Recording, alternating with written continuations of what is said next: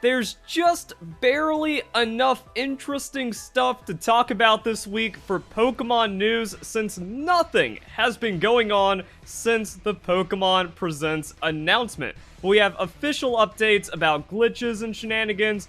James Turner has revealed another Pokemon that was designed, and then just some other interesting things. Trademarks happen, game discoveries happen, all of that good stuff. So if you enjoy the video, don't forget to leave a like, share with your friends, comment your thoughts down below on the Pokemon news. So this is interesting since this has been addressed and of course would be fixed at some point, but Play Pokemon tweeting it out and Nintendo of America retweeting the bad egg glitch that was affecting people in Pokemon Scarlet and Violet with the Walking Wake and Iron Leaves raid.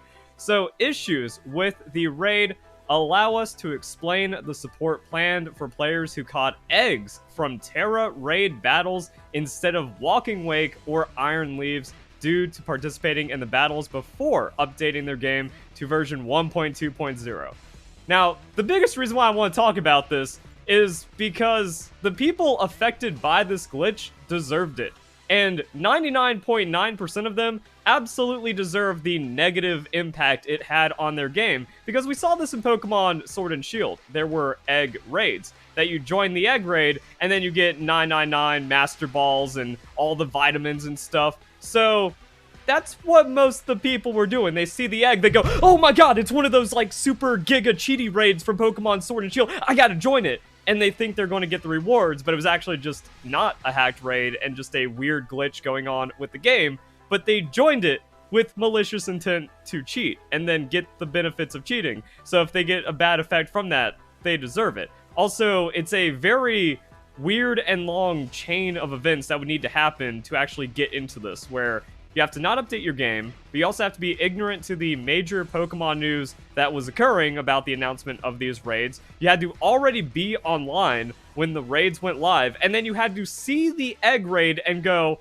yeah, I'll join that, and yeah, I'll catch it, even though it's clearly, obviously a glitch. So it was either stupidity or the desire to cheat that got these people in the situation. Therefore, like, I'm kind of baffled at how much of a big deal this became, or like that it even needs to be made attention like this. And it probably only affected a couple dozen people anyways. So if a player caught an egg instead of Walking Wake or Iron Leaves in Terra Raid Battle, their game software would no longer allow them to catch those Pokemon. So if you caught that egg, it flagged as completing the raid with a catch. So even if you updated your game and then went into the Iron Leaves Walking Wake raid, it would just be like, no, you caught this, go away. And now you just have a bunk egg that you can't do anything with. We have update planned for the release by the end of April. Now, I wonder if this is actually like the April update planned for Pokemon Home as well, and it's just going to be version 1.3. And that's going to kind of now have this included, so it'll fix this issue. And even though it was already confirmed that if you go to the Pokemon Scarlet and Violet website, it said Walking Wake and Iron Leaves will appear again in future events. This is also what they say for like the 7-star raids and stuff. So people that weren't affected are just like attacking Game Freak, treating it like it's the end of the world because you don't get an exclusive Pokemon that you could trade for. That will also be returning at some point. So we'll also bring back the event when this update is released, so that players who caught eggs instead will be able to catch one of these Pokemon. So it seems like greed and stupidity is just going to make the raids return faster. The raids have their own interesting level of difficulty, but didn't really seem like super giga worth it compared to like farming other 7-star raids for the rewards. So yeah, more information on the update and the return of this event will be announced closer to release. We apologize for the trouble and the players who experienced it, but just one, like, it almost feels Streisand-y effect in kind of a weird way. Also, just more stupidity coming from that. That's if you haven't suffered the Great Save File Massacre. Like, the dozen people that maybe lost the save file out of the over 20 million that have gotten Pokemon Scarlet and Violet does not constitute a massacre. Also, there's like another weird thing where a lot of these save file glitches that happen for Sword and Shield and Pokemon Sun and Moon and Ultra Sun and Ultra Moon, it turned out they had to like modded consoles anyways, or some kind of altered save data.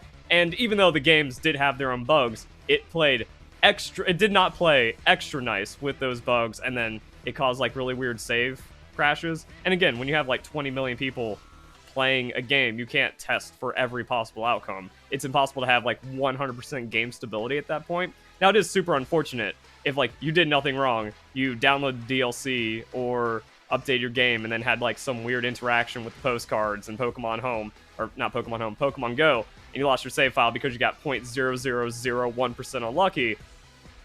I don't know about the recourse for that, but people, again, are being stupid and making it a bigger deal than it really is when you consider the scale of everything going on. So that's where we're at right there. Game shenanigan news and Pokemon community being stupid. Now we have James Turner. Tatsugiri time. I designed the small dragon Pokemon and its mini forms for Pokemon Scarlet and Violet.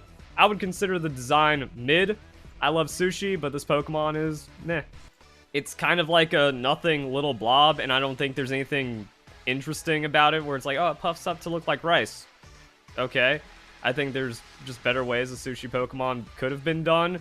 And this also just kind of screams like, yeah, a Westerner made this as like some kind of parody of Japan, so I don't really find it that interesting. However, interesting reactions here. So a question from some ill person that blocked me for no reason. I did make the shiny colors as well, so kind of going into the deeper design elements of a Pokemon, and this is where it gets funny. So, what? The intention of making 3 of them look orange to confuse opponents in competitive battles or troll shiny hunters? And that just kind of goes to like how a lot of the design in Generation 9 is careless and just poor.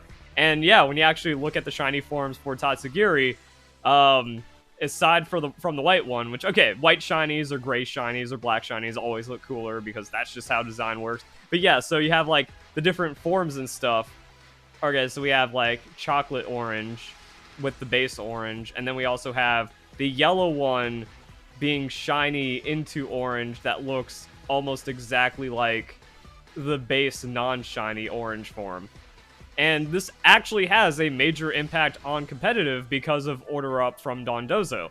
That if, you know, even though you could probably like look, wait, can you even look into the battle screen like when the ability is activated and see what form it is? Or do you have to like wait until the move kind of occurs at that point? Or maybe there's like some kind of other tell. But unless you're paying like super crazy close attention, yeah, if the opponent has a shiny yellow Tatsugiri, it can actually create a deceptive game state for the Order Up compared to a normal non-shiny Tatsugiri, and that's just kind of bad. Also, yeah, the shiny hunting is a mess. It's a tiny Pokemon, which makes it harder to identify as a shiny, and then it's also hard to tell which form and which shiny it is, unless it's going to be this, but it's just random colors and stuff and forms in the wild. So, horrible design from a horrible Pokemon designer, and then that's kind of getting called out, which I find funny on top of this, after we find out that James Turner designed yet another meh Pokemon. After that, we have version 1.2.0, the uncatchable Ditto bug is fixed. If Ditto transforms into any Pokemon that isn't the base form, it correctly uses Ditto's catch rate of 35 instead of 0. This capture with Ultra Ball would have been impossible since Hisuian Zorua is Form 1. So a Pokemon with different forms, that would then have like the form classification. If Ditto transformed into it, just has 0 catch rate. Now it has Ditto's catch rate, which makes sense. And now that like it actually applies into the game with all these updates, got that fixed. So that's cool. Actually, it seems like it had like a little bit of implications because of Vivillon and Tatsugiri. It's a very obscure bug that had very minimal game impact, but was still like a thing. So all 3 games with standard capture formula, Scarlet Violet, Brilliant Diamond, Shining Pearl, Sword and Shield, get a species catch rate using Ditto species 132 and the form of the transformed Pokemon. Only Scarlet and Violet returns a 0 for catch rate. The other 2 return 35. So some weird shenanigans, but Vivillon, Rotom forms, certain regional interactions. Heavy Ball uses the transformed Pokemon's weight, avoids this bug because of the minimum catch rate protection for Pokemon Ultra Sun, Ultra Moon of the Heavy Ball.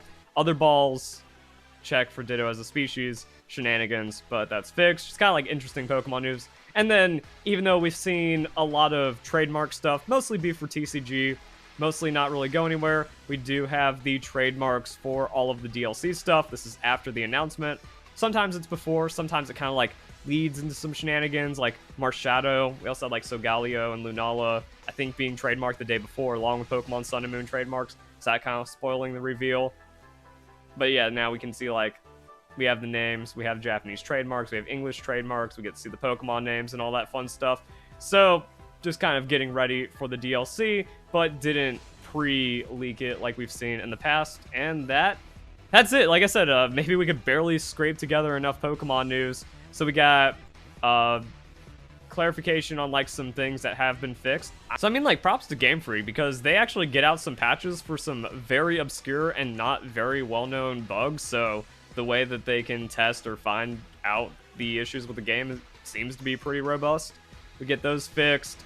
Some other issues that kind of propped up. Still nothing about the save file glitch, but again, like, that's affecting pretty much no one. There's also some anime stuff going on with Ash's finale. We had the last appearance of Team Rocket. There's also just like TCG news going on, new anime stuff, Pokemon Unite, Chandelure, and Umbreon were leaked a while ago because there's like public test servers. So it's mostly just like a lot of obscure stuff that just less and less people care about as it goes on, and nothing like major with Pokemon, and DLC is happening in fall, so just going to kind of see how that plays out. Hope you guys enjoy the video. Hope you have a nice day. Thank you very much for watching.